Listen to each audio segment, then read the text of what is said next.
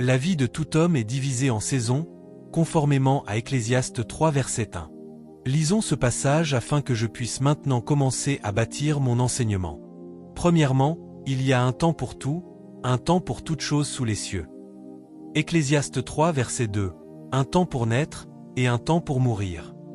À partir d'ici, essayez simplement de compter mentalement combien de fois le mot « temps » est mentionné. Un temps pour naître et un temps pour mourir, un temps pour planter et un temps pour arracher ce qui a été planté. Ecclésiaste 3 verset 3, un temps pour tuer et un temps pour guérir, un temps pour abattre et un temps pour bâtir.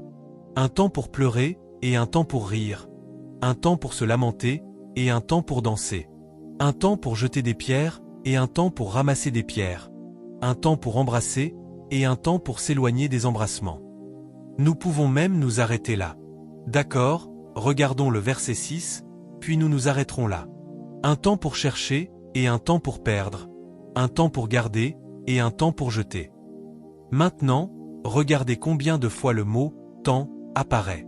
Chacun de ces temps représente une saison. Et toutes ces saisons produisent des effets, parce que si vous êtes dans le temps de planter et que vous ne le savez pas, vous ne planterez pas. Si vous êtes dans le temps de récolter et que vous ne le savez pas, vous ne récolterez pas. Si vous êtes dans un temps de guerre et que vous ne savez pas comment revêtir votre équipement pour combattre, sommes-nous ensemble? Si vous êtes dans un temps où vous devez courir et que vous portez encore tout votre équipement de guerre, ce qui devait être un instrument de sécurité deviendra un fardeau pour vous. Parce que lorsque vous êtes un athlète, vous voulez être aussi léger que possible. Mais lorsque vous êtes un guerrier, vous voulez disposer de toute votre armure, parce que votre priorité est la sécurité et la défense. Quelqu'un n'est-il en train d'apprendre maintenant? La plupart des croyants ne connaissent pas leur temps.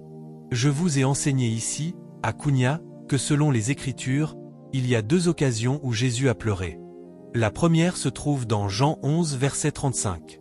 Il pleura lorsqu'il se trouvait devant le tombeau de Lazare. Et la Bible dit, « Voyez comme il l'aimait ». Il reconnaissait ainsi le fait qu'il l'aimait sincèrement. La deuxième fois où Jésus pleura, selon le récit synoptique de Luc, se trouve dans Luc chapitre, quel chapitre déjà? Aidez-moi à retrouver cela, Luc 19 ou quelque chose comme cela. Je ne me souviens plus exactement de l'endroit où il pleura sur Jérusalem. Il dit, si toi aussi, au moins en ce jour qui t'est donné, tu connaissais les choses qui appartiennent à ta paix. Mais il est dit, maintenant, elles sont cachées à tes yeux. Et la Bible dit que c'était parce qu'ils n'avaient pas connu le temps de leur visitation. Peut-être devrions-nous descendre jusqu'au verset 43 et 44. Oui, au verset 44, ils n'avaient pas connu le temps de leur visitation. Alléluia! La première grande saison dans la vie de tout croyant, au cours de votre marche vers la grandeur, est une saison très importante. Lorsque Dieu veut utiliser les saisons pour faire naître sa gloire dans la vie d'un homme, il existe 3 grandes saisons. La première saison est une saison prophétique. Elle est appelée la saison de la découverte et de la préparation. S'il vous plaît, écrivez cela, la saison de la découverte et de la préparation. L'homme qui manque cette saison a déjà manqué une partie majeure de son parcours vers la manifestation de la gloire de Dieu. Si vous ne discernez pas les saisons, vous les gaspillerez. Si vous ne discernez pas les saisons, vous les gaspillerez. Si vous êtes incapable de discerner les saisons, elles ne vous profiteront pas. Permettez-moi de le répéter. Si vous ne discernez pas les saisons, vous les gaspillerez. De grandes saisons viendront et passeront sans que vous les voyiez. Et si vous êtes incapable de discerner les saisons, alors ces saisons ne vous profiteront pas. La saison de la découverte et de la préparation. Parlons de cette saison. Que renferme-t-elle?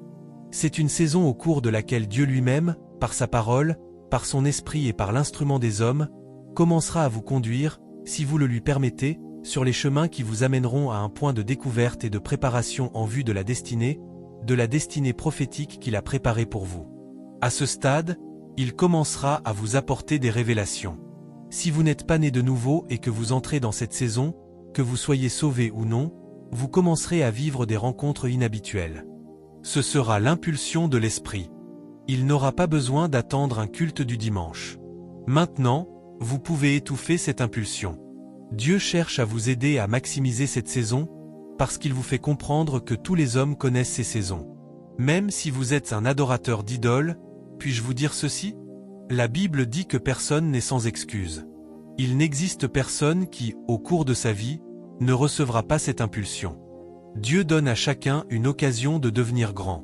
Le problème est simplement que la plupart des gens ne le savent pas. Vous arriverez à un point où vous commencerez à faire des rêves inhabituels. Pendant 3 mois, des rêves toutes les nuits. Vous aurez accès à des ressources et à des documents auxquels vous ne vous intéressiez même pas auparavant. Tout cela vient du Saint-Esprit. Il cherche à attirer votre attention sur le fait que vous vous trouvez dans une saison de Kéro. Et il peut vous aider, comme je suis en train de vous aider maintenant, à définir cette saison. La première saison n'est pas celle de la manifestation. C'est celle de la découverte et de la préparation. Il y a 3 choses que vous devez découvrir et auxquelles vous devez vous préparer au cours de cette saison. En réalité, il y en a 4. Premièrement, vous devez découvrir Dieu. Genèse 1 verset 1. Au commencement, Dieu. Ainsi, le commencement de votre destinée devra être Dieu. Daniel 11 verset 32, dans la deuxième partie du verset, mais le peuple de ceux qui connaissent leur Dieu. C'est au cours de cette saison que le Saint-Esprit commencera à vous pousser. Savez-vous que, même si cela n'est pas écrit dans la Bible, je peux vous dire, d'après mon expérience, que pour la plupart des jeunes, cette saison commence à partir de l'école secondaire et se poursuit pendant les années sur le campus, dans l'enseignement supérieur. Cette saison dont je parle semble se déployer par cycles de 10 ans, des cycles de 10 ans, si vous avez cette grâce. Savez-vous que c'est à cause de cette saison que, parfois, lorsque les parents ont du discernement, le Saint-Esprit commence à les pousser à envoyer leurs enfants dans certaines écoles. Car l'endroit où cet enfant étudie peut contribuer à déterminer ce qu'il deviendra. Ce ne sera peut-être pas l'école la plus prestigieuse ou la plus riche, mais il peut y avoir, au sein de cette école, une personne qui enseignera à cet enfant quelque chose dont sa destinée aura besoin. Ainsi, le problème commence parfois avec les parents, avec tout le respect que je leur dois. Si les parents manquent de discernement, ils peuvent conduire cet enfant dans une mauvaise direction, parce qu'à cet âge, l'enfant n'a pas encore la capacité de se tenir seul. Il est encore presque entièrement sous l'influence de ses parents. Voyez-vous le rôle que les parents peuvent jouer dans la destruction de la destinée de leurs enfants? Le fait d'avoir un enfant ne vous donne pas le droit exclusif de faire de cet enfant tout ce que vous voulez jusqu'à ce qu'il atteigne l'âge de la maturité et devienne adulte. Vous devez jouer le rôle d'intermédiaire entre Dieu et cet enfant, en demandant à Dieu de vous donner une direction concernant la destinée de cet enfant pour chaque saison. Ainsi, lorsque cet enfant deviendra un homme ou une femme, vous l'aurez accompagné jusque-là dans son parcours, et il pourra désormais poursuivre son chemin par lui-même. Quelqu'un n'est-il en train d'apprendre? Loué soit le nom du Seigneur. C'est un immense avantage pour la destinée d'un enfant lorsque ses parents sont nés de nouveau et éclairés. S'ils aiment le Seigneur, je vous assure que cela représente un grand avantage. Imaginez qu'Elkana et Anne n'aient pas été sérieux dans leur marche avec Dieu. Comment Samuel serait-il venu? N'est-ce pas par le ministère d'intercession de sa mère? Savez-vous que je crois véritablement, de tout mon cœur, que si Anne n'était pas allée au temple pour pleurer devant le Seigneur, les choses auraient été différentes. Elle commençait à discerner quelque chose. J'espère que vous savez qu'elle s'y rendait chaque jour. Mais une saison arriva dans l'esprit, et elle alla prier un certain type de prière. Pensez-vous qu'elle ait simplement formulé cette prière d'elle-même? Le Saint-Esprit l'avait suscitée en elle, parce que le temps était venu pour Samuel de paraître. Elle dut conclure un accord avec Dieu, et Samuel vint, conformément à la prophétie d'Élie. Et si Élie n'avait pas été là ce jour-là, lorsqu'elle était venue prier? Permettez-moi de vous dire la vérité. Lorsqu'une saison arrive, des alignements mystérieux se produisent. Une personne que vous n'avez aucune raison de rencontrer, mais qui est liée à votre destinée, peut se retrouver sur votre chemin parce que Dieu peut retarder le vol de cet homme simplement pour s'assurer qu'il vous rencontre. Lui-même peut ne pas comprendre ce qui se passe. Ce n'est qu'avec le recul que vous verrez comment toutes les choses se sont ajoutées les unes aux autres et se sont mises en place. Il y a des personnes qui auraient pu manquer leur destinée à un seul jour près. Si seulement elles avaient discerné. Si vous n'aviez pas effectué ce voyage ce jour-là, vous n'auriez jamais rencontré cette personne destinée à vous aider dans l'accomplissement de votre destinée. Quelqu'un comprend-il cela? Lorsque je regarde ma propre vie, tandis que je vous parle, je peux vous dire combien de fois j'aurais pu manquer certaines saisons sur le fil du rasoir. Parfois, l'Esprit de Dieu intervient. Regardez ce qui s'est passé avec l'eunuque éthiopien. Le Seigneur dit à Philippe, « Lève-toi rapidement. » Mets-toi en route. Le timing compte dans la destinée. La saison de la découverte. À ce stade, le Saint-Esprit commence à vous aider à découvrir Dieu. Deuxièmement, c'est une période au cours de laquelle vous devez vous découvrir vous-même. Vous n'avez pas tout le temps pour vous découvrir. Il existe un temps qui vous est imparti. Il y a une échéance avant laquelle vous devez avoir découvert qui vous êtes. Vous devez découvrir qui vous êtes en Christ. C'est ce que nous enseignons aux étudiants de l'école du ministère. Savez-vous pourquoi? Parce que votre destinée, la manifestation efficace de votre destinée, a été calculée en fonction du temps. Et si vous perdez du temps, il faudra la miséricorde de Dieu pour que vous puissiez parvenir à la manifestation. Découvrez-vous vous-même.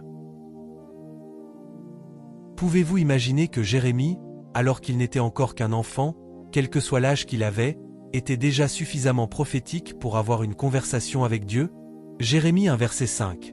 Avant que tu sois dans le sein de ta mère, avant que tu en sortes, je t'avais appelé, je t'avais sanctifié, je t'avais établi prophète des nations.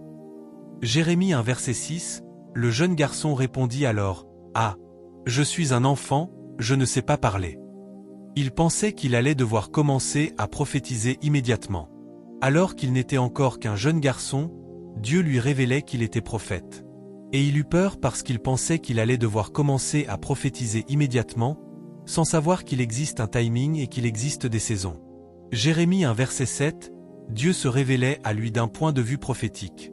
Et le Seigneur lui dit, « Ne dis pas, je suis un enfant, car tu iras partout où je t'enverrai, et tout ce que je te commanderai, tu le diras. » Jérémie 1 verset 8, « Ne crains pas leur visage, car je suis avec toi pour te délivrer. » Jérémie 1 verset 9 dit qu'il étendit sa main, toucha ma bouche et dit, « J'ai mis mes paroles dans ta bouche. » Puis Jérémie 1 verset 10 dit, « Je t'ai établi sur les nations. » Regardez ce qu'il dit à un enfant. À un enfant, je t'ai établi sur les nations et sur les royaumes, pour arracher, pour abattre, pour détruire, pour renverser, pour bâtir et pour planter. Jérémie 1 verset 11 dit ensuite que la parole du Seigneur lui fut adressée. « Jérémie, que vois-tu » Il répondit, « Je vois une branche d'amandier. » J'aime Jérémie 1 verset 12. Et il lui dit, « Je hâterai ma parole pour l'accomplir. » Cela ne se produira pas immédiatement, mais je lui donnerai de la vitesse. Je hâterai ma parole afin de l'accomplir. Puis-je dire ceci à quelqu'un? Il ne vous reste peut-être qu'une seule année avant de sortir de cette saison, et pourtant vous n'avez pas maximisé cette saison. Dieu vous a peut-être accordé, disons, un cycle de 10 ans. Au cours de ce cycle, vous étiez censé parvenir à connaître Dieu d'une manière tellement profonde et complète. Deuxièmement, vous étiez censé vous connaître vous-même. Pas seulement connaître votre personnalité, mais savoir qui vous êtes en Christ. Sommes-nous ensemble? Troisièmement, que devez-vous connaître au cours de cette saison de préparation? Vous devez découvrir vos capacités, vos dons et tous les investissements spirituels que Dieu a placés en vous. Vous devez découvrir vos capacités. S'il vous plaît, écrivez cela. Vos dons et toutes les capacités spirituelles que Dieu a placées en vous. Vos dons et vos capacités sont les outils que Dieu utilisera, sommes-nous ensemble, pour faire naître sa gloire dans votre vie. Mais si vous ne savez même pas qu'ils sont là, comment les utiliserez-vous? Moïse, si tu ne sais pas que ton bâton sera nécessaire, tu ne pourras pas te perfectionner et apprendre à l'utiliser. David, si tu ne sais pas que ta fronde sera nécessaire. Vous voyez cela maintenant? La première fois que David utilisa sa fronde, ce ne fut pas sur la tête de Goliath. Il l'avait déjà utilisée auparavant, sans savoir que cette fronde, qui semblait n'être rien, deviendrait précisément l'instrument qui le ferait connaître. Cela me rappelle l'histoire de la femme dans 2 Rois 4 versets 1 et 2, la femme de l'un des fils des prophètes. Une certaine femme, nous dit la Bible, vint trouver Élisée en disant, « Ton serviteur, mon mari, est mort, et tu sais que ton serviteur craignait le Seigneur. » N'est-ce pas extraordinaire? Cet homme avait trouvé Dieu, mais il y avait quelque chose concernant ses capacités qu'il n'avait pas découvert. Et le créancier est venu pour prendre mes 2 fils afin qu'ils deviennent ses esclaves. Dans 2 Rois 4 verset 2, Élisée lui dit, « Que puis-je faire pour toi? Dis-moi, qu'as-tu dans ta maison? Regardez-moi. Il y a 2 choses que vous devez découvrir. Premièrement, qu'y a-t-il dans votre maison? Et deuxièmement, qu'y a-t-il dans votre main? 2 choses. Toutes les deux seront nécessaires pour manifester la gloire de Dieu dans votre vie. Qu'y a-t-il dans votre main, et qu'y a-t-il dans votre maison? Vous devez découvrir ce qui se trouve dans votre maison. Cela peut représenter ce qui est à l'intérieur de vous, parce que vous êtes vous-même une maison. Cela ne signifie pas nécessairement quelque chose qui se trouve à l'extérieur de vous. Ce qui est dans votre maison peut être quelque chose qui se trouve en vous. Ce qui est dans votre maison et ce qui est dans votre main seront des instruments que Dieu utilisera pour apporter la délivrance dans votre vie et pour vous utiliser afin d'apporter la délivrance aux autres. Aujourd'hui, nous bénéficions des ministères de plusieurs personnes au sein du corps de Christ et au sein de cette maison. Mais il y a eu un temps de découverte. Vous devez découvrir Dieu. Vous devez vous découvrir vous-même à la lumière de la prophétie.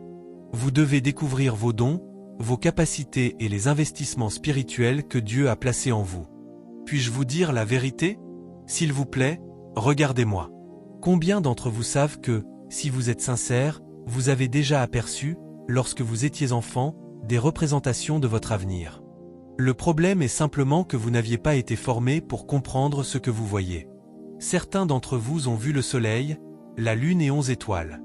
Vous avez fait certains rêves, mais peut-être qu'avec tout le respect que je leur dois, vos parents n'étaient pas suffisamment spirituels.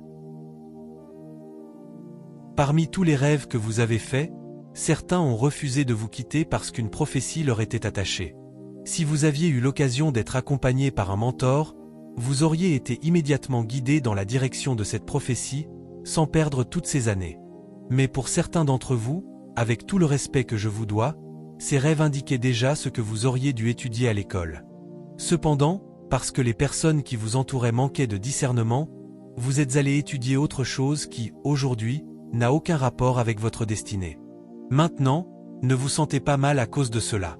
Mais je vous le dis, vous pouvez alléger le fardeau de la destinée lorsque vous recevez la prophétie et que vous comprenez rapidement ces saisons. Rapidement.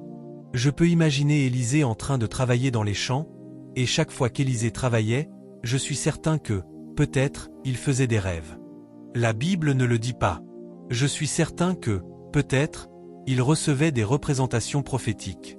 Il n'y a rien de mauvais dans l'agriculture. Il n'y a rien de mauvais à être agriculteur. Mais je suis certain qu'il y avait quelque chose en lui qui lui disait « Tu es destiné à davantage. Tu vas proclamer le conseil de Dieu aux nations. Il y a des rois et des généraux qui seront à la merci de ton onction, si et lorsque cette onction sera développée. » Bien que la Bible ne le dise pas, souvenez-vous que c'est Dieu qui agit en nous. Même lorsque vous ne marchez pas encore dans ses desseins, il agit en vous. Cette impulsion que vous ressentez, c'est Dieu qui agit en vous. Ce désir de prier d'une manière que vous ne parvenez pas à expliquer, c'est Dieu qui agit en vous. Avant même que vous ne commenciez à apprendre quoi que ce soit sur la prière, vous avez découvert qu'il y avait déjà en vous un appétit pour la prière. Savez-vous pourquoi? Parce que cela fait partie des exigences nécessaires au genre de ministère que Dieu est en train de faire naître en vous. Il n'a donc pas besoin d'attendre que vous entendiez un sermon. Il agit déjà en vous. Il y en a certains parmi vous qui, avec tout le respect que je vous dois, ne venez vraiment pas de familles particulièrement disciplinées, et pourtant vous n'avez aucun passé terrible. Je vais vous expliquer pourquoi. C'était Dieu qui agissait en vous lorsque vous aviez l'occasion de vous détruire en tant que jeune fille ou en tant que jeune homme. Aucun parent ne vous en empêchait. Aucune règle ne vous arrêtait. Mais Dieu vous l'a interdit à cause de la prophétie. C'est Dieu qui agit en vous. Vous devez comprendre cela, c'est Dieu qui agit en vous. Je me souviens de cette époque où je prenais un bâton, j'allais derrière notre maison et je me mettais à prêcher. Ce n'était pas une pièce de théâtre. Est-ce que je m'intéressais au théâtre? C'était Dieu. Permettez-moi de vous dire ceci, lorsque Dieu commence à coopérer avec votre destinée, il faut un niveau extrêmement sérieux de rébellion pour y résister, parce que cette action est puissante. Ce sera comme si Dieu insistait sur votre cas. Vous ferez un rêve et vous rejetterez ce rêve. Il sera patient. 4 mois plus tard, il reviendra avec ce même rêve. Vous irez vous coucher et vous ferez encore ce rêve. Il changera les scènes de différentes manières jusqu'à ce que, finalement, vous le receviez. Qu'est-ce donc que cette chose qui revient sans cesse? Chaque fois, les gens se mettent à pleurer. Tous les rêves prophétiques ne sont pas démoniaques. Une femme dit qu'elle a rêvé qu'elle allaitait des enfants. Quelqu'un lui répond « Ah, tu as de sérieux problèmes. Ta destinée est terminée. » Non, non, non, non, non. Ce n'est pas nécessairement le cas. Les enfants peuvent représenter des visions. Vous ne pouvez pas simplement conclure qu'il s'agit d'une chose démoniaque. Non, non. Il se peut que Dieu soit en train de lui dire que, comme Marie, souvenez-vous de ce que je vous ai enseigné concernant les modèles, il existe une allocation attachée à sa destinée selon laquelle elle donnera naissance à des visions. Elle sera comme une sage-femme. Puis-je vous dire la vérité? Il y a des personnes pour lesquelles, à cause de leur destinée, Dieu ne leur a jamais permis d'entrer dans une seule relation amoureuse lorsqu'elles étaient de jeunes filles. Le jour où un homme arrive, vous dites « Dieu, qu'en est-il de celui-ci » Il ne vous répond même pas. Il vous dit simplement « Concentre-toi sur ce que nous sommes en train de faire, parce que tu es Marie. » L'état de ton sein au moment où tu portes Jésus est important, et c'est pourquoi il t'a gardé. Quelqu'un n'est-il en train d'apprendre? Maintenant, ceci est très puissant. C'est Dieu qui agit en nous. Il y a certaines impulsions que vous ressentez en ce moment qui vont au-delà d'un sermon. Un sermon ne fait qu'apporter une confirmation. Vous vous dites alors, voilà donc ce que Dieu est en train de faire. Certains d'entre vous ont reçu un appel. Savez-vous quoi? Je vais vous raconter une histoire amusante. Il y a de nombreuses années, lorsque j'étais à l'école primaire, nous avons joué dans une pièce de théâtre. Vous savez, il y avait cette pièce obligatoire que l'on faisait. Était-ce en 5e ou en 6e année du primaire? Je ne m'en souviens plus exactement. Et dans cette pièce, je jouais le rôle d'un homme riche. Allons donc. Je me souviens de cette pièce, je vous assure. Ils avaient déchiré des morceaux de papier, et je crois que je les distribuais comme une aide sociale. Maintenant, je ne suis pas. Non, non, je ne le suis pas. J'espère que vous ne me comprenez pas mal. Qui parmi vous sait qu'il y a quelque chose dans votre vie qui ne cesse de se répéter et que cette chose vient de Dieu? Voilà pourquoi vous priez contre elle, mais elle ne disparaît pas. Dieu est en train de vous dire qu'il y a en vous un puissant guerrier. Vous essayez de vous en débarrasser, de l'ignorer. Vous voyez, vous avez le droit de le rejeter. Mais tant que votre rébellion ne devient pas constante, et tant que Dieu ne voit pas que vous comprenez ce qu'il est en train de vous dire et que vous avez délibérément choisi de dire non, il ne vous laissera pas. Pour certains d'entre vous, le fait même que vous soyez venus ici est l'œuvre du Saint-Esprit, parce que vous vous trouvez dans une saison où certaines choses doivent sortir de vous, et il existe un timing pour cela. Imaginez que vos frères et sœurs dépassent un certain âge sans que vous soyez préparés, ils peuvent mourir du jour au lendemain. C'est pourquoi Dieu fait dépendre certaines choses de votre formation. Et c'est la raison pour laquelle il vous a rapidement envoyé à Cunha, afin que vous puissiez passer par un processus accéléré. Je vous le dis, c'est vrai. La saison de la découverte, écoutez-moi bien, et de la préparation. Malheur à l'homme qui se tient devant Pharaon ou devant Goliath sans connaître les outils que Dieu lui a donnés. Lorsque Goliath vous demande « Qui es-tu ?», vous répondez « Eh bien, je ne sais pas ».